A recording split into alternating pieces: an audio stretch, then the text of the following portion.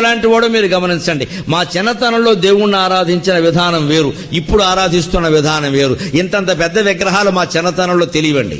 మేము అన్ని మట్టి బొమ్మలే చేసేవాళ్ళం. అది కూడా మట్టి మీద ముద్ర బల్ల అని ఉంటుంది, ధాన్యం రాసులకు ముద్ర వేస్తారు, రైతులకు బాగా తెలుసు. దాంతో ఓ ముద్ర వేసేవారు, అదే పెట్టుకునేవాళ్ళం. ఈవేళ మరి వినాయకుడిని చూస్తే అసలు మా చిన్నతనానికి ఎప్పటికీ పోలికే లేదు. ఇంత పెద్ద వినాయకుడు, అంత పెద్ద లడ్డు, అంత పెద్ద పందిరి, అంత పెద్ద ఊరేగింపు, నానా కూడా. పైగా వినాయకుడు పందులేమో కెవ్వు కేక పాటలు. వినాయకుడికి ఈ కేకకి సంబంధం ఏంటి? వినాయకుడు పందిరిలో రికార్డింగ్ డాన్సా, సినిమా పాటల డాన్సా? వినాయకుడు వినాయక చవితి నవరాత్రి ఇప్పుడు ఆధ్యాత్మిక ప్రసంగం, హరికథ, ఒక నాటకం పర్వాలేదండి.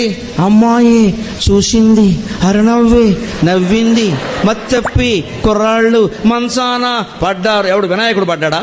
ఈ పాట వినాయకుడు పందిరిలో ఏంటండి? ఎంత దరిద్రంగా ఉంది పరిస్థితి. కానీ ఎందుకు వేస్తారు? అలా వేయిపోతే కుర్రాళ్ళు రారండి అంటే కుర్రాళ్ళు రావడం నీకు ముఖ్యం, వాళ్ళు చెడిపోతున్నారనే విషయం నీకు తెలియట్లా.